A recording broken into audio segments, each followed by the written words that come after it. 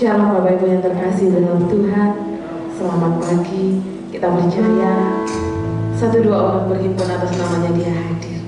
Mari kita mau berikan yang terbaik buat Dia, karena Dia hadir di tempat ini, siap untuk melawat setiap hidup kita pribadi lepas pribadi. Saya mengundang Bapak Ibu untuk bangkit berdiri. Kita mau tinggikan Dia, kita mau agungkan namanya. Terima kasih Tuhan. Terima kasih Bapa.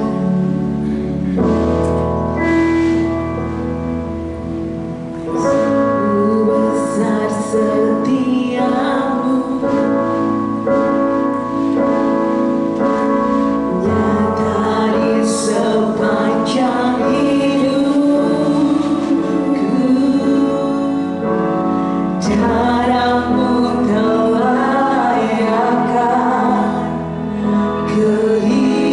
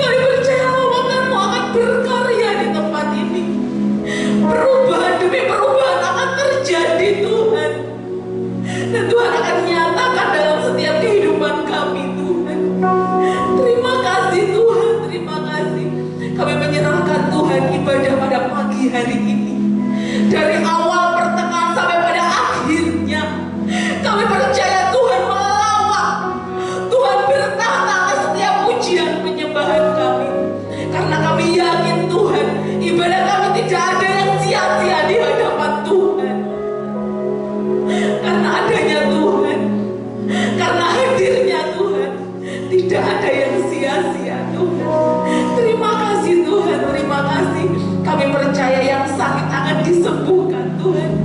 Kami percaya yang lemah Tuhan berikan kekuatan. Kami percaya juga yang berbeban berat Tuhan akan angkat dan pikul. Terima kasih Tuhan, terima kasih. Terima kasih Bapa, terima kasih. Apabila masih ada kuasa jahat dalam hati dan pikiran kami, dalam ruangan ini Tuhan, pada saat ini kami mau bersatu hati, kami mau ikat, kami mau patahkan roh-roh yang tidak berkenan di hadapan Tuhan. Kami hancurkan, kami patahkan di dalam nama Tuhan Yesus Kristus. Kuasa iblis dipatahkan, dihancurkan, dan kami percaya lawatan-Mu berkarya atas hidup kami saat ini Tuhan. Terima kasih Tuhan. Kami buka ibadah kami di dalam nama Bapa, Putra, dan Roh Kudus. Haleluya. Amin. Sekali lagi shalom Bapak Ibu yang terkasih. Shalom. Coba yang sebelah sini ya. Yang sebelah sini shalom. Shalom. Haleluya. Ada sukacita di dalam Tuhan. Yang sebelah sini jangan mau kalah ya Bapak Ibu. Sekali lagi shalom. Oh, lebih lagi shalom. Kita berdoa seperti apa?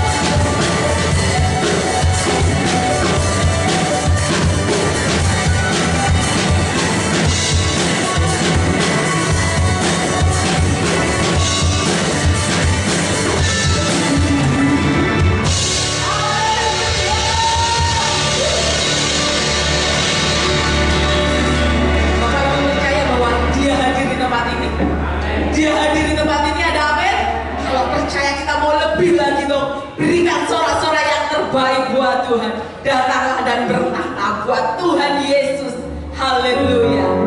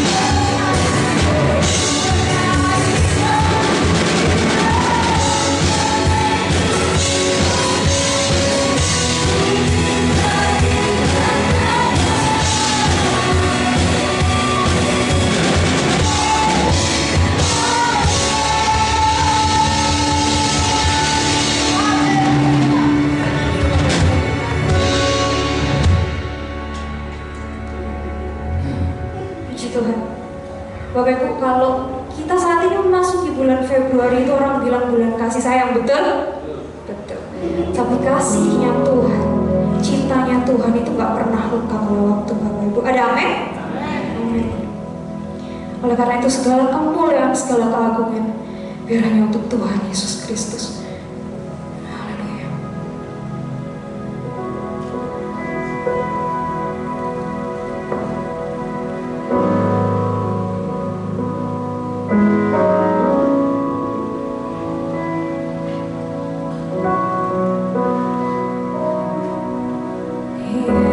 Yesus, kemuliaan-Mu pulihkan hatiku. Yesus, kemuliaan-Mu berkati hidupku. Segala pujian syukur bagimu, Kau hadir dalam hidupku. Kini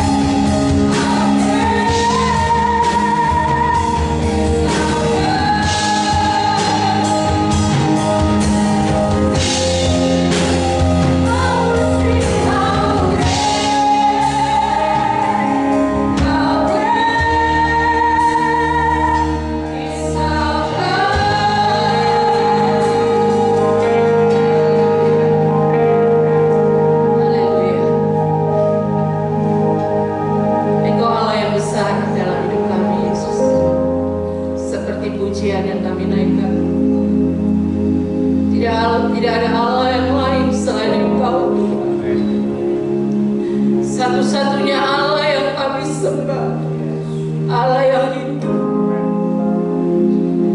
Allah yang berkuasa atas setiap kami.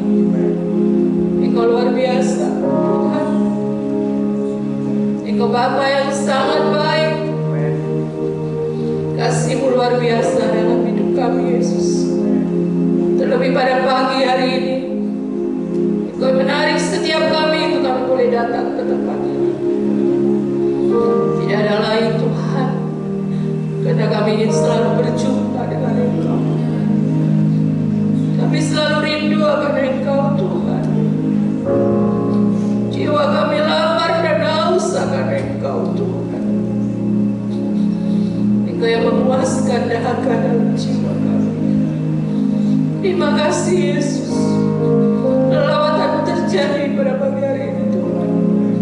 Engkau melawat setiap pribadi demi pribadi. Engkau tahu setiap hati kami Yesus.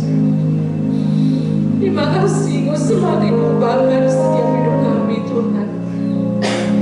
Semakin Tuhan barui hidup kami,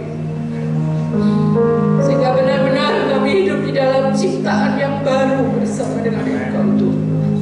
Terima kasih Yesus. Kami percaya pujian penyembahan kami sudah naik di hadapan-Mu Tuhan. Dan saat ini Engkau memberi kami hati yang lebih lagi, supaya kami boleh fokus akan firman-Mu Tuhan. Terima kasih Tuhan, Kau persiapkan hati kami, pikiran kami, supaya benar-benar kebenaran firman-Mu boleh tersimpan di dalam tanah hati kami yang baik. Dan firman ini akan bertumbuh terus di dalam hidup kami, sehingga kami boleh menjadi pelaku-pelaku akan kebenaran firman-Mu Tuhan di dalam hidup kami Yesus. Terima kasih buat berkat-berkat-Mu Tuhan. Terima kasih Yesus. Kau urapi kami Tuhan, pakai kami yang Bapa yang akan menyampaikan firman. Biarlah pesan-pesan Tuhan boleh tinggal di setiap hati kami Yesus. Terima kasih Tuhan, Kau luar biasa. Terima kasih Kau Bapa yang setia, tidak pernah tinggalkan kami, selalu ada bersama dengan kami Yesus. Terima kasih Tuhan, terima kasih. Pakai hamba-Mu yang tak bisa ini Tuhan, tapi kami percaya kuasa Roh Kudus yang terus akan mengurapi hamba-Mu, sehingga firman ini menjadi berkat buat setiap kami. Kami pulang dari tempat ini, kami diberkati oleh Tuhan. Terima kasih Tuhan. Saat kami tahu kuasa iblis tidak pernah tinggal diam, selalu berusaha untuk mengganggu jalan yang firman-Mu disampaikan. Oleh sebab itu kami mau bersatu hati, sepakat kami usirkannya di dalam nama Tuhan Yesus Kristus. Pergi dan keluar, dihancurkan dalam nama Tuhan Yesus. Percaya Roh Kudus ada di tempat ini, memenuhi setiap hati pikiran kami, supaya kami terus fokus akan firman Tuhan. Kami siap mendengar kebenaran firman. Berkati TPAW yang sudah melayani Tuhan, diberkati oleh Tuhan. Cerita kami diperhitungkan oleh Tuhan. Terima kasih layani Tuhan terus sampai akhir dalam hidup kami. Terima kasih Tuhan. Kami siap untuk mendengarkan firman. Hanya di dalam nama Tuhan Yesus hamba-Mu sudah berdoa dan mengucap syukur. Haleluya, amin. Puji Tuhan, Bapak Ibu, Shalom. Terima kasih Tuhan, selamat pagi buat kita semua. Puji Tuhan kalau kita boleh sehat pada pagi hari ini, semua karena anugerah Tuhan. Anugerahnya besar dalam hidup kita, Bapak Ibu ya. Kasih Tuhan luar biasa buat kita ya. Dikatakan bulan Februari bulan kasih sayang. Kasih sayang Tuhan buat hidup kita itu luar biasa. Dia selalu mengasihi kita. Walaupun kita seringkali berbuat sesuatu yang tidak menyenangkan hati Tuhan, tetapi Dia tetap mengasihi kita. Itu luar biasa Tuhan. Karena Tuhan menginginkan setiap kita bisa berubah ya. Perubahan itu tidak mudah Bapak Ibu. Bahkan berubah itu sangat sulit untuk kita bisa lakukan. Mungkin kalau kita mau berubah itu membuat kita sakit kadang-kadang ya. Karena saat kita berada di dalam zona nyaman, kita tuh maunya nggak berubah, ya, tetap dalam zona itu. Karena saat kita mau berubah, itu berarti kita harus meninggalkan semuanya, kan gitu kan.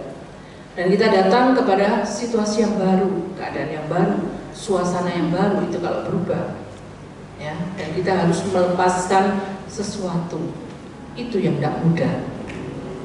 Dan pagi hari ini saya mau mengajak Bapak Ibu untuk kita belajar. Saya mengambil tema perubahan pola pikir, ya.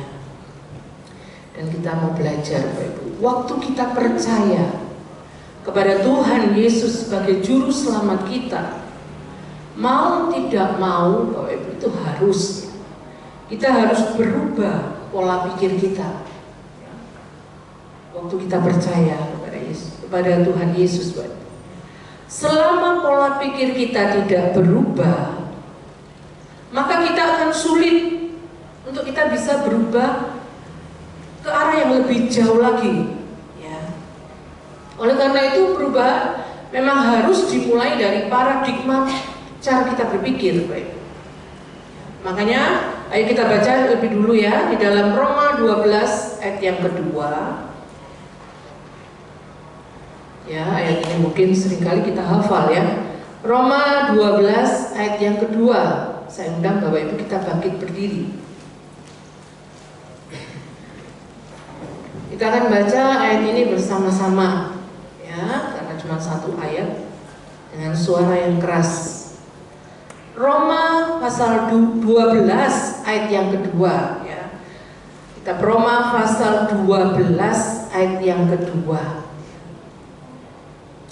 Kita baca bersama-sama 2, 3. Janganlah kamu menjadi serupa dengan dunia ini, tetapi berubahlah oleh pembaharuan budimu, sehingga kamu dapat membedakan manakah kehendak Allah, apa yang baik, yang berkenan kepada Allah, dan yang sempurna. Amin. Silakan duduk Bapak Ibu. Tuhan Yesus memberkati kita semua. Dikatakan janganlah kamu menjadi serupa dengan dunia ini, tetapi berubahlah oleh pembaharuan budimu. Jadi memang kita harus berubah, dikatakannya. Berubahlah oleh pembaharuan budimu. Jadi firman Tuhan jelas mengajarkan bahwa betapa pentingnya paradigma berpikir ini harus dirubah lebih dulu, Bapak Ibu. Ya, waktu kita percaya. Hanya dengan paradigma berpikir yang dirubah, maka kehidupan kita ini bisa berubah ke arah yang lebih baik lagi, Bapak Ibu. Tuhan minta hidup kita memang harus berubah, sehingga akhirnya kita hidup menyenangkan hati Tuhan. Makanya untuk kita bisa berubah hanya oleh kebenaran firman Tuhan. Firman Tuhan ini yang akan bisa mengubah hidup kita. Dan pagi hari ini kita mau belajar. Saya ambil di dalam kitab Yakobus. Ayo kita buka ya. Di dalam kitab Yakobus pasal yang pertama. Yakobus pasal yang pertama, ayat pertama sampai yang keempat, saya akan bacakan. Ya. Dikatakan salam dari Yakobus, hamba Allah dan Tuhan Yesus Kristus kepada kedua belas suku di perantauan.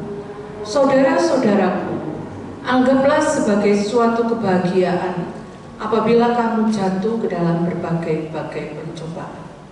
Sebab kamu tahu bahwa ujian terhadap imanmu itu menghasilkan ketekunan.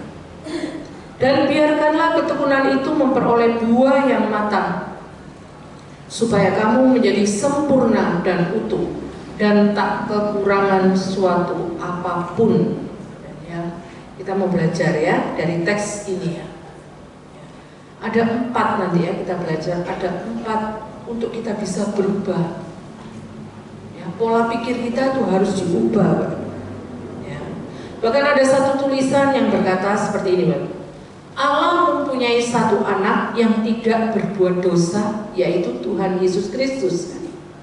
Tetapi ia tidak pernah mempunyai anak yang tidak menderita. Bagus tulisan ini. Jadi kita, Bapak Ibu dan saya, sebagai anak Tuhan, kita pasti menderita di dunia yang sudah jatuh dalam dosa. Pasti setiap kita ada penderitaan, ada masalah yang akan kita hadapi di dalam hidup ini. Gak ada satu orang pun yang gak punya masalah dalam hidup ini. Setiap kita pasti ada. Sebagai anak-anak Tuhan,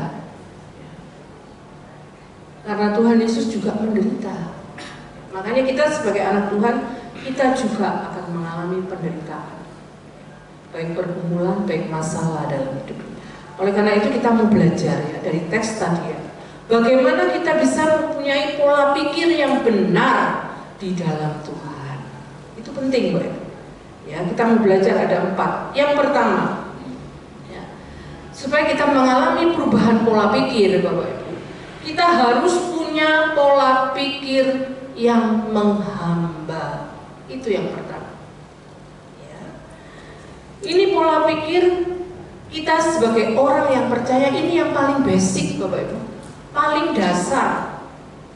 Yaitu kita harus punya pola pikir yang menghamba. Artinya apa, Bapak Ibu? Pola pikir kita harus memikirkan bahwa hidup kita sejak kita menjadi anak Tuhan, kita ini dulos, Bapak Ibu. Ya, kita ini jomos. Ya, saya ingat dulu papi ya, papi almarhum, Pak Musa Rahmat, seringkali mengatakan kita ini loh jomosnya Tuhan. Ya, kita ini jomosnya Kristus, Bapak Ibu. Memang kita ini sebagai anak-anak Tuhan, itu betul, Bapak Ibu. Akan tetapi kita ini juga sebagai hamba. Ya. Sampai kapanpun kita ini ciptaan, Bapak Ibu. Dan Dia adalah Sang Pencipta kita. Ya. Karena itu kita harus punya pola pikir yang menghamba. Bahwa kita ini hamba, Dia adalah Tuhan. Coba kita lihat di ayat yang pertama, dikatakan ya, salam dari Yakobus, hamba Allah dan hamba Tuhan Yesus Kristus, kepada kedua belas suku di perantauan. Jelas, Bapak ya. Jadi pengantar salam pembukanya dikatakan ya, hamba, ya, dikatakan hamba Allah dan hamba Tuhan Yesus Kristus. Padahal yang kita tahu Yakobus itu siapa, Bapak? Yakobus ini adalah adik kandung Tuhan Yesus. Satu rahim dari Maria, tetapi beda papa. Ya. Satu rahim di mama yaitu Maria, tapi papanya beda, Bapak. Karena Tuhan Yesus dikandung dari Roh Kudus. Ya. Sedangkan Yakobus dikandung pasti dari Yusuf, bapaknya. Dari hubungan antara suami istri. Tapi ini adalah saudara dari Tuhan Yesus, Yakobus ini. Dan nanti di akhirnya Yakobus menjadi sokok guru jemaat. Sedangkan Rasul Yakobus yang pertama, dia sudah mati dipenggal di Yerusalem, Bapak Ibu. Sedangkan Yakobus yang ini adalah adik Tuhan Yesus. Ya. Bahkan dia nanti diangkat menjadi salah satu sokok guru jemaat bersama dengan Petrus dan Yohanes. Ya, luar biasa. Tapi yang saya mau beritahu kepada Bapak Ibu seperti ini, tidak mudah bagi Yakobus ya, menaruh dirinya menjadi hamba Tuhan Yesus, tidak mudah. Ya. Kalau Yakobus mengatakan aku hamba Allah, itu mudah. Ya. Tapi untuk dia mengakui aku hamba Yesus Kristus, aku hamba Tuhan Yesus.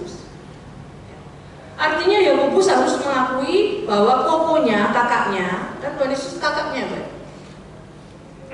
Yang bersama dengan Yakobus hidup bersama 1 kali 24 jam bersama selama kurang lebih 30 tahun. Dia tinggal bersama. Ya, karena kakak adik. Jadi Yakobus tahu bagaimana cara Tuhan Yesus hidup. Seperti apa hidup kokonya Tuhan Yesus ya. Tapi ternyata kokohnya adalah Tuhan. Kokohnya adalah Mesias, Bapak Ibu. Ya. Dan ini yang tidak mudah bagi Yakobus untuk dia bisa mengubah pola pikirnya.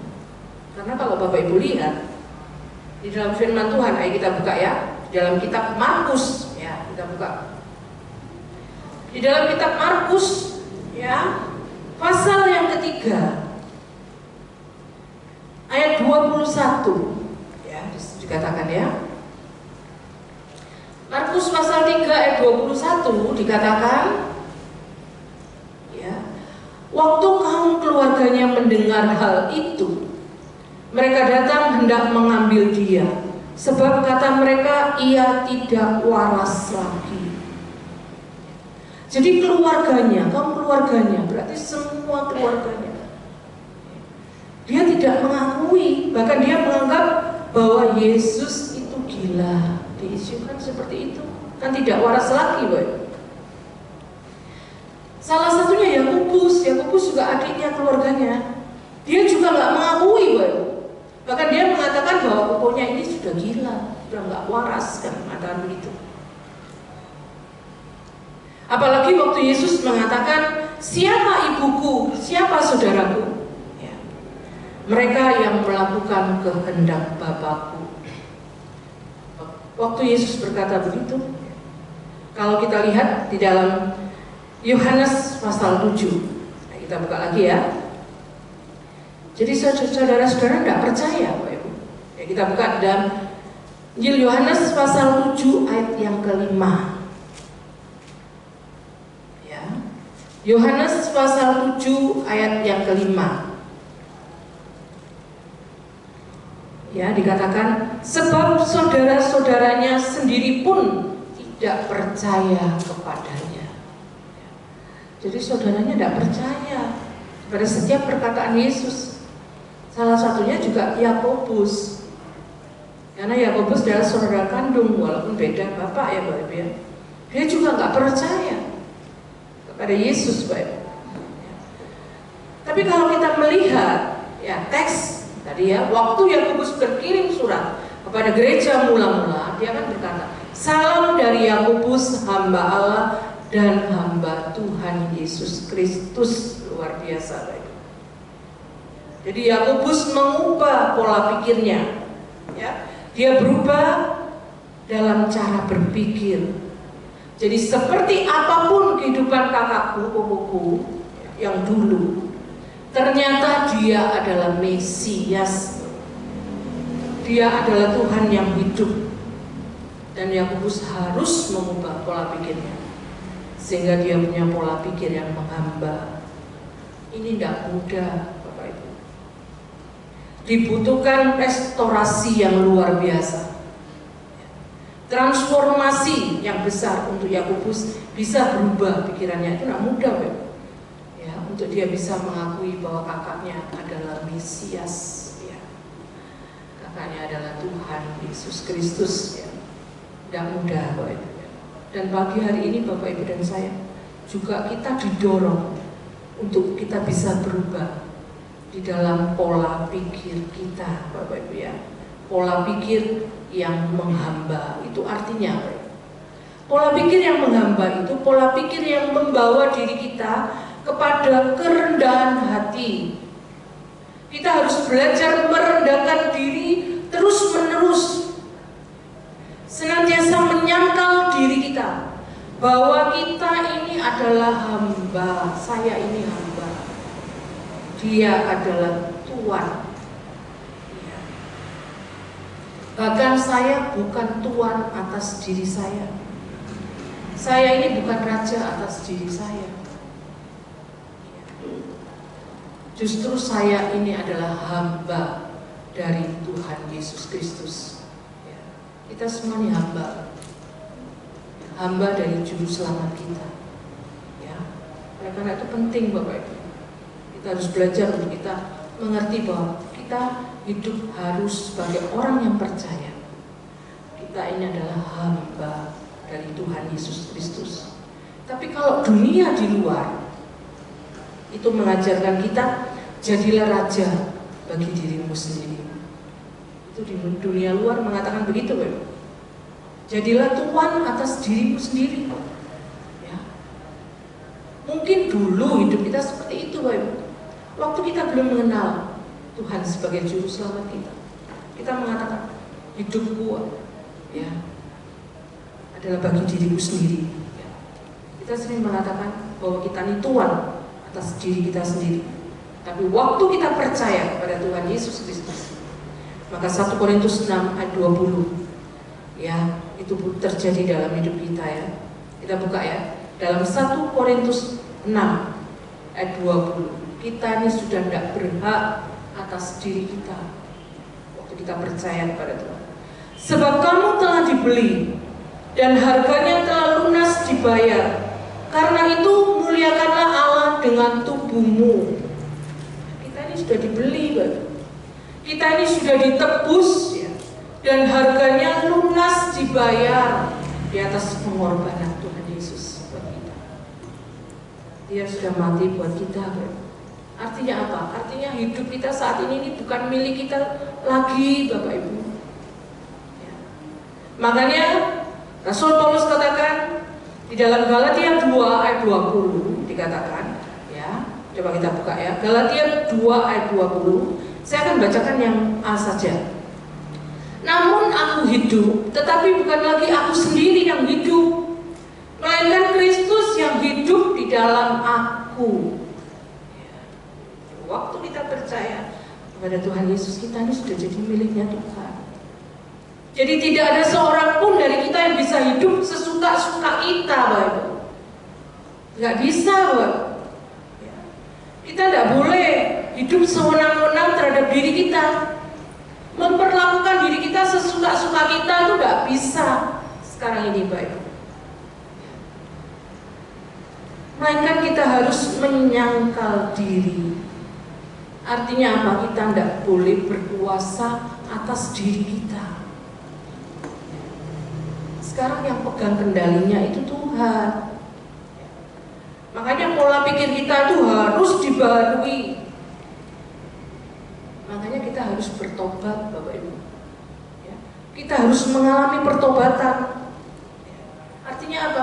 Kita harus berubah dalam cara kita berpikir, Bapak Ibu. Ya. Beda waktu kita percaya. Ya. Sehingga kita punya selalu pola pikir bahwa saya ini hamba. Saya ini jongosnya dari Tuhan Yesus. Tapi yang kita alami, Bapak, kita hidup sehari-hari, kita seringkali nggak punya ya pola pikir menghamba. Kita pikir diri kita ini milik kita. Ya. Ya. Kita pikir kita itu Tuhan atas diri kita. Ya. Jadi saya berkuasa atas diri saya. Saya mau buat apa atas diri saya, terserah saya. Itu yang seringkali terjadi dalam hidup kita. Ya. Ya, seringkali kita punya pola pikir seperti itu. Ya. Padahal waktu kita di dalam Tuhan, kita sudah tidak punya hak asasi. Ya. Ya. Waktu kita di dalam Tuhan, kita tidak punya hak asasi. Ya. Karena apa? Karena kita ini sudah menjadi miliknya Tuhan. Oleh karena itu kita jangan pernah berkata kita punya hak asasi. Kalau di dalam Tuhan tidak ada. Makanya orang yang mengatakan bahwa dia masih punya hak asasi, berarti pola pikirnya masih belum berubah di dalam Tuhan. Ya, berarti orang itu menganggap bahwa dirinya adalah miliknya seutuhnya. Ya. Padahal harusnya diri kita ini bukan milik kita ya, Bapak. Waktu kita percaya Tuhan Yesus. Ya. Makanya di dalam, kalau kita di luar Tuhan, boleh kita memperjuangkan hak asasi.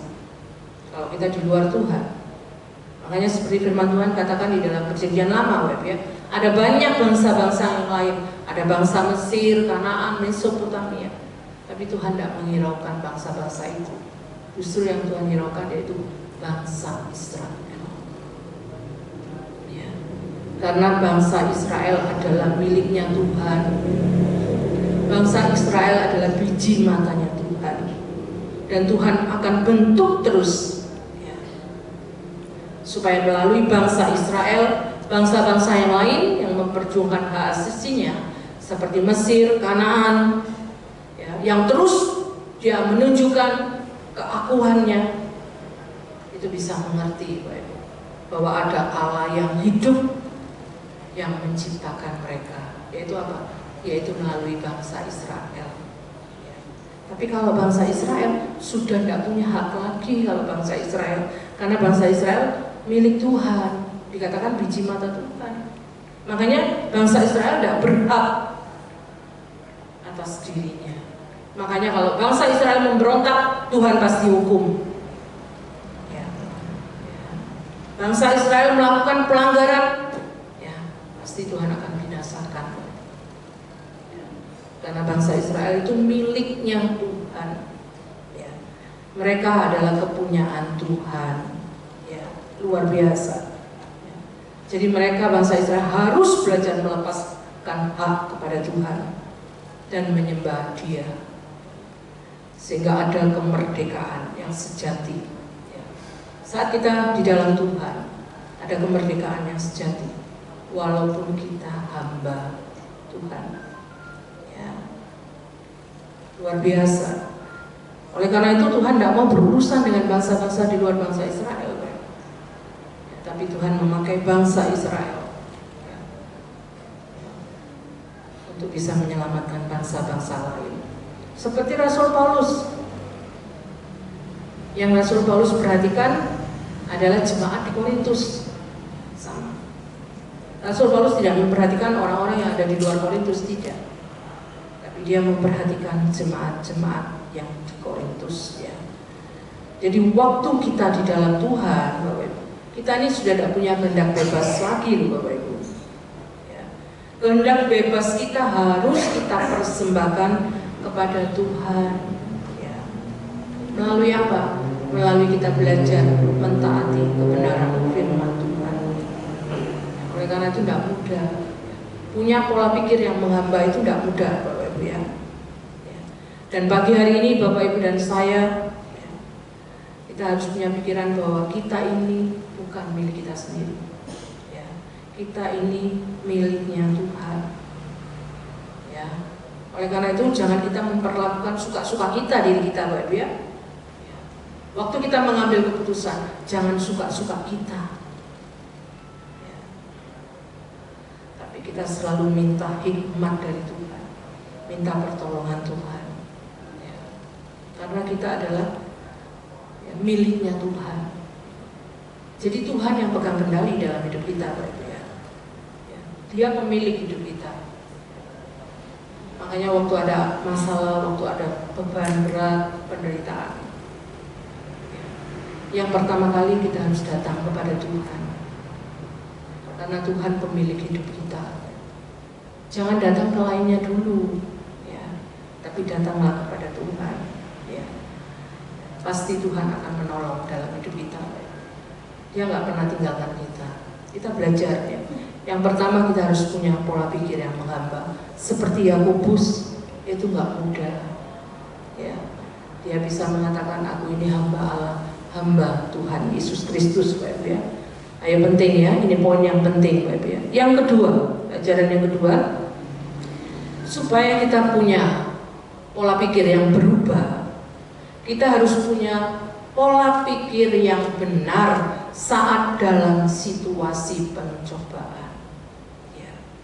Makanya dikatakan di ayat yang kedua, saudara-saudaraku, anggaplah sebagai suatu kebahagiaan apabila kamu jatuh ke dalam berbagai-bagai pencobaan. Ya. Jadi Yakobus tidak berkata berbahagia kalau kita jatuh, kalau kita dicobai, tidak loh Bapak Ibu. Ya, kalimatnya tidak seperti itu. Jadi kita tidak berbahagia dicobai, tidak Bapak Ibu, ya. Jangan berbahagia karena pencobaan, Bapak Ibu, jangan, ya. Jangan berbahagia karena penderitaan, tidak, Bapak Ibu, ya. Tapi dikatakan anggaplah sebagai suatu kebahagiaan apabila kamu jatuh. Ya, dikatakan seperti itu. Berarti pencobaan ini, ya, datangnya bukan dari diri kita, akan tetapi pencobaan yang datang dari luar.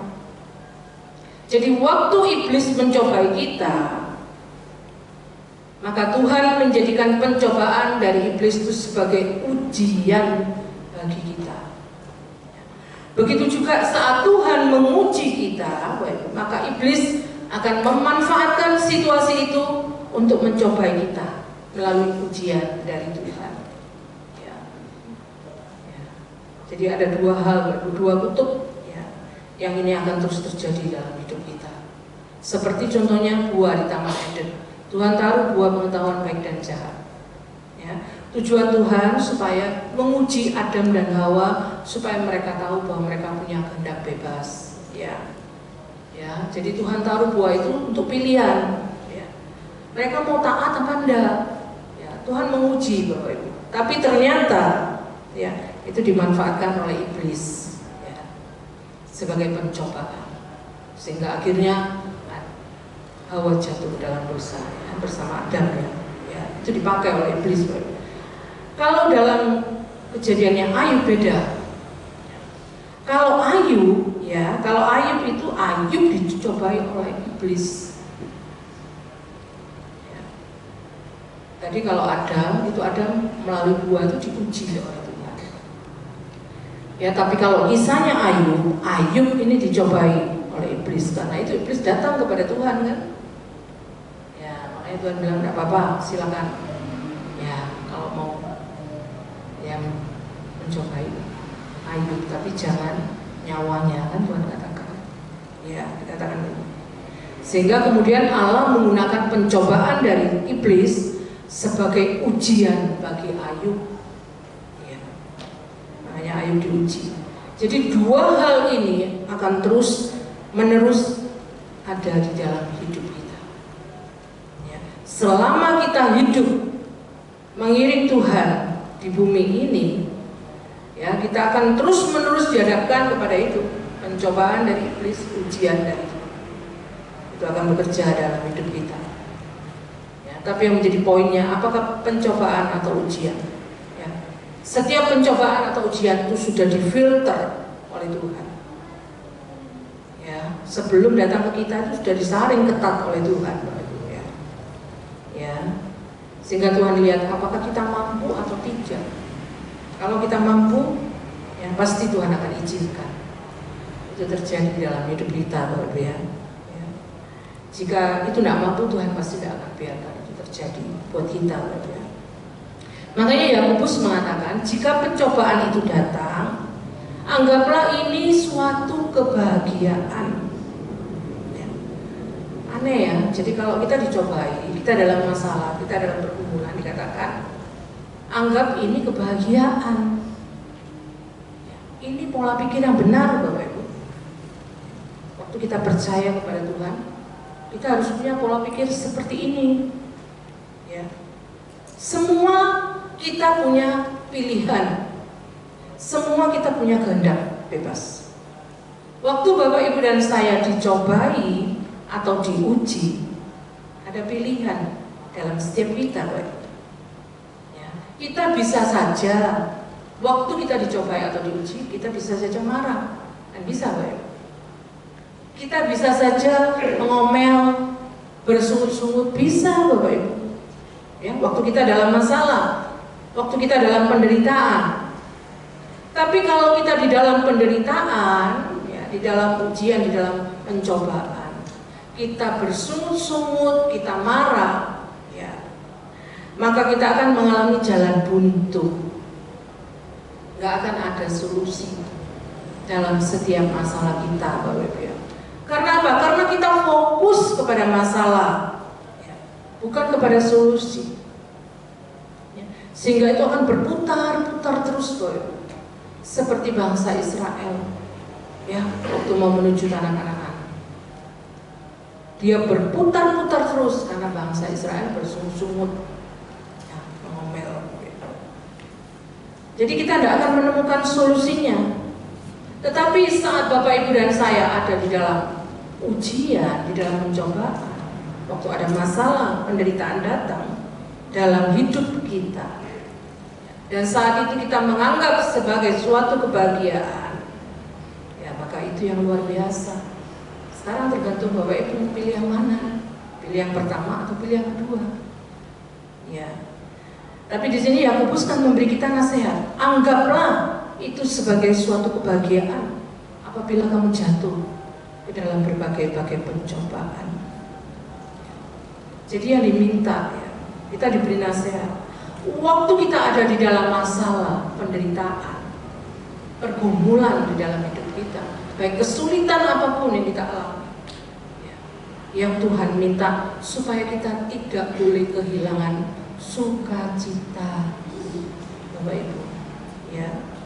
Jadi anggaplah sebagai sukacita ketika engkau jatuh dalam berbagai pencobaan. Artinya berbagai pencobaan berarti apa? Dalam segala jenis pencobaan. Ya, tidak ada batasannya. Ya. Dalam penderitaan, pergumulan apapun, masalah apapun, kesulitan apapun, baik sakit penyakit, baik masalah ekonomi, masalah pekerjaan. Ya. Kita harus belajar, Bapak Ibu, untuk kita bisa mengelola hati kita, untuk kita bisa terus bersukacita. Itu yang Tuhan minta. Hanya firman Tuhan katakan bersukacitalah senantiasa. Jadi dalam keadaan apapun Tuhan minta kita tetap bersukacita. Bukan dalam keadaan senang kita bersukacita. Itu semua kita pasti bisa. Orang di luar pun bisa. Ya, kalau waktu senang bersukacita itu bisa. Tapi yang Tuhan minta dalam keadaan senang, dalam keadaan susah, kita tetap bersukacita.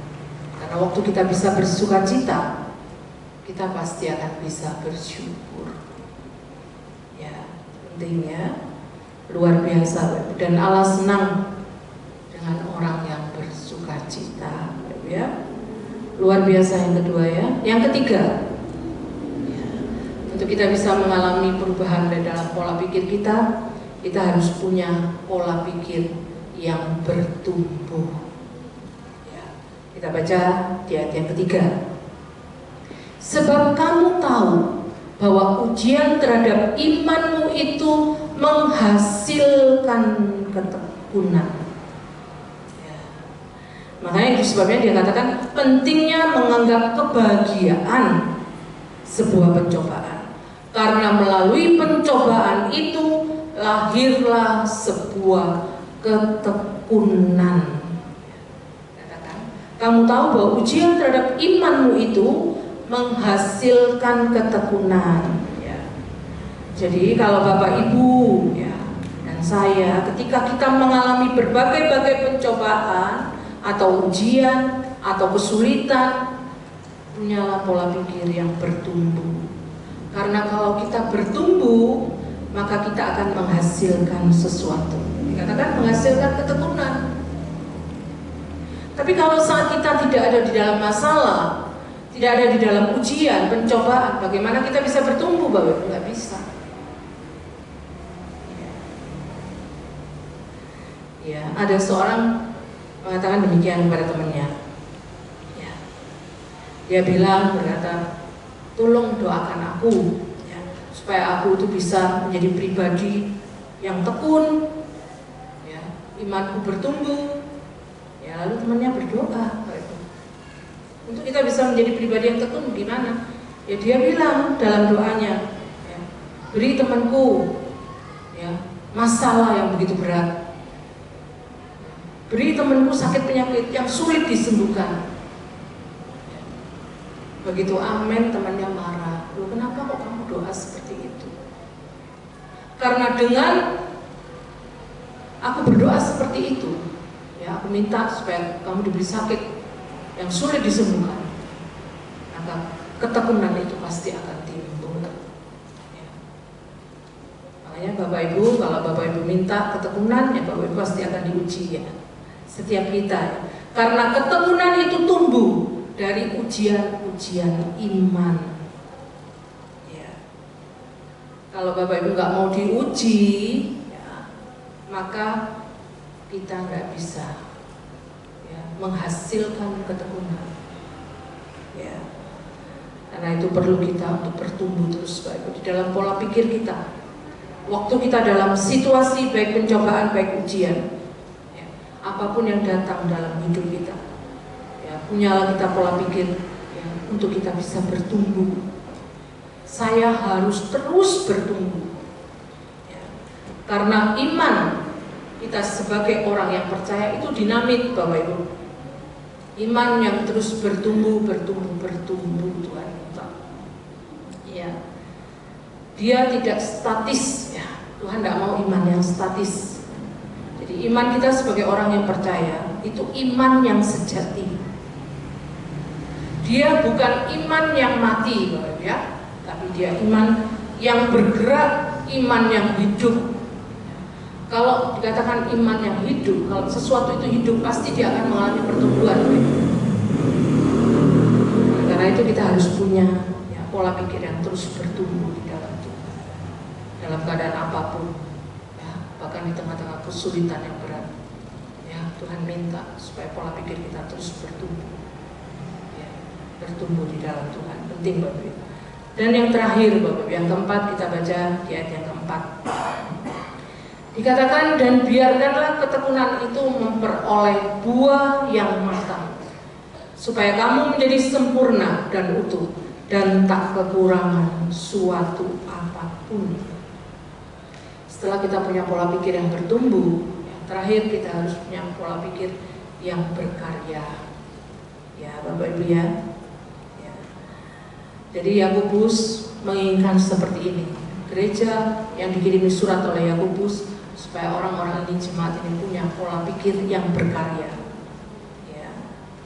Ya, sehingga di dalam kesulitan apapun di dalam hidup kita, pergumulan, penderitaan, ya, kita tidak berhenti sampai di sana, Bapak Ibu. Tetapi kita terus berkarya, ya. Makanya dikatakan biarkanlah ketekunan itu memperoleh buah yang matang, ya, supaya kamu menjadi sempurna. Supaya kamu menjadi matang, utuh, dan tidak kekurangan suatu apapun. Itu dalam terjemahan lain, Bapak Ibu. Oleh karena itu, Bapak Ibu, kita harus punya pola pikir yang terus menerus, tidak mau berhenti untuk berbuah. Ya, firman Tuhan katakan kita memang harus berbuah, ya, menghasilkan buah. Tuhan minta dalam kitab Yohanes dikatakan, ya, sehingga kita terus harus berkarya, Bapak Ibu. Seperti yang saya tahu ini, semakin berat sebuah tekanan, semakin kuat sebenarnya daya lontarnya. Seperti ini, pegas, Bapak ya, per ya, pegas ya. Pegas itu kalau kita tekan semakin kuat, ya, maka daya lontarnya juga akan semakin kuat naik ke atas, Bapak Ibu. Semakin kita kuat menekannya, semakin dia terlempar ke atas, Bapak Ibu. Begitu juga pencobaan, ya, ujian dalam hidup kita. Saat itu datang di dalam hidup kita, ya, sebagai orang yang beriman kepada Tuhan, ya, itu merupakan kesempatan buat kita untuk kita bisa berkarya lebih lagi di dalam hidup kita. Jadi jangan berhenti, Bapak. Kalau ada masalah, pergumulan, jangan kita diam. Makanya ada orang yang mengatakan demikian. Ada seseorang yang kadang-kadang tidak mau lagi melayani Tuhan. Saya katakan, kenapa? Iya, karena saya masih ada pergumulan yang berat, ya, ada masalah yang berat. Justru saat kita ada pergumulan masalah yang berat, seharusnya kita tambah lagi, lebih lagi melayani Tuhan. Itu yang harus terjadi. Kalau Bapak Ibu justru ada masalah terus stop pelayanan, ya, itu Bapak Ibu tidak berkarya, dikatakan. Justru ada masalah pergumulan, justru kita semakin semangat di dalam melayani Tuhan. Kita tinggalkan dulu masalah kita, penderitaan kita, Bapak Ibu. Makanya tidak boleh fokus sama masalah, sama pergumulan kita, Bapak Ibu ya. Sehingga luar biasa, Bapak. Hidup kita terus berkarya, sehingga setelah kita mengalami pertumbuhan dan kita terus berbuah, ya, di dalam Tuhan, Bapak Ibu ya, luar biasa, Bapak Ibu ya. Bapak Ibu harus selalu ingat, Bapak Ibu ya, tujuan Tuhan di dalam hidup kita, supaya Bapak Ibu memiliki perubahan, ya. Tidak seperti dulu lagi, ya. Dibaharui budi kita, dikatakannya, sehingga kita bisa mengerti, ya. Kita bisa tahu mana kehendak Tuhan dalam hidup kita, ya. Sehingga kita selalu mengerti bahwa apa yang Tuhan kerjakan dalam hidup kita itu pasti yang terbaik buat hidup kita. Oleh karena itu punya pola pikir harus 4, ya, dikatakannya. Punya pola pikir yang pertama, kita harus punya pola pikir bahwa aku ini hamba Tuhan, ya. Hidupku bukan punya aku lagi, tapi punya Tuhan, ya. Yang kedua, kita harus punya pola pikir yang benar saat kita ada di dalam masalah, baik pergumulan, baik penderitaan apapun, ya. Tetaplah bersukacita, ya, sehingga kita bisa selalu bersyukur, ya. Tetaplah mengucap syukur di dalam segala hal, ya. Dalam senang, dalam susah, kita tetap bisa bersyukur kepada Tuhan. Dan yang ketiga, kita harus punya pola pikir yang bertumbuh, sehingga kita tidak mengalami iman yang mati, tetapi iman kita tetap hidup dan bertumbuh terus, dan kita berbuah-buah, ya. Luar biasa kita belajar 4 hal ini supaya pola pikir kita ayo dirubah sama Tuhan, ya, sehingga kita tidak selalu fokus pada masalah dalam hidup kita, ya.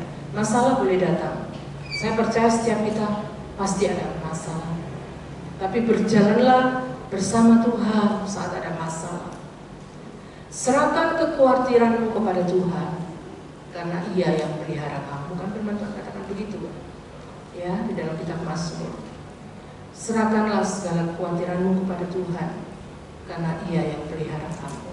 Luar biasa, pemeliharaan Tuhan luar biasa dalam hidup kita. Gak usah Bapak Ibu takut, ya. Percayalah, Dia gak mungkin tinggalkan kita. Dia Bapa yang sangat baik. Orang di luar Tuhan dipelihara sama Tuhan, apalagi kita, anak-anak Tuhan. Pasti Dia tidak tinggalkan kita, Bapak Ibu, ya. Puji Tuhan. Biarlah firman Tuhan pada pagi hari ini menjadi berkat buat setiap kita.